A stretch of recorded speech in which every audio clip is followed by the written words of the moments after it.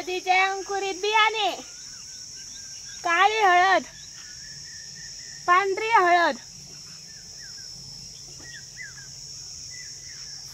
Hello, काळ्या हळदीची लागण चालू आहे. त्याच्यासाठी हे अंकुरित बियाणं तयार केलेलं आहे. हे कोकोपीटमध्ये ठेवून अंकुरित तयार केलेलं बियाणं आहे. सध्या हे पोस्टाने म्हणा किंवा ऑनलाईन पाठवले जातात. तसंच हे काळ्या हळदीचे रोपं आहेत. फक्त सध्या 7-8 तयार झालेले आहेत. कोणाला लागले तर इथून घेऊन जायचे. रोपं पाठवले जात नाही. याला प्युअर काळी हळद म्हणतात. ही काळी हळद आहे. ही पांढरी आंब्या हळद आहे. हिला पांढऱ्या आंब्या हळदीचे रोपे भरपूर आहेत. ही जांभळी पोपटी हळद आहे. हिलाही काळा पट्टा आहे. ही राजमोहनी हळद आहे.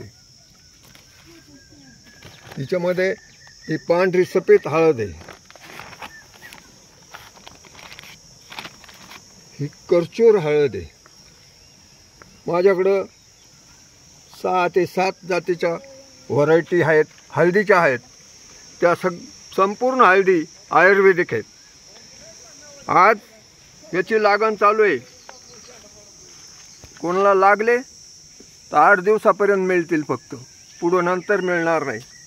रोपं उपलब्ध आहेत, ते सुद्धा 15 दिवसापर्यंतच मिळणार आहेत. 15 दिवसाच्या पुढं ते मिळणार नाही. काळी हळद दुर्मिळ आहे, पण अजून लोकांना कळालं त्याचं आयुर्वेदिक गुण फार भयंकर आहे. तसेच दुसरे हे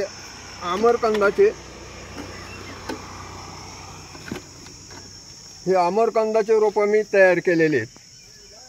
आमरकंदाची माहिती पुढच्या व्हिडिओमध्ये मी टाकणारच आहे. अति दुर्मिळ वनस्पती आमरकंद आहे. त्या आमरकंद सेवन केल्याने मणक्यातला गॅप कमी होतो.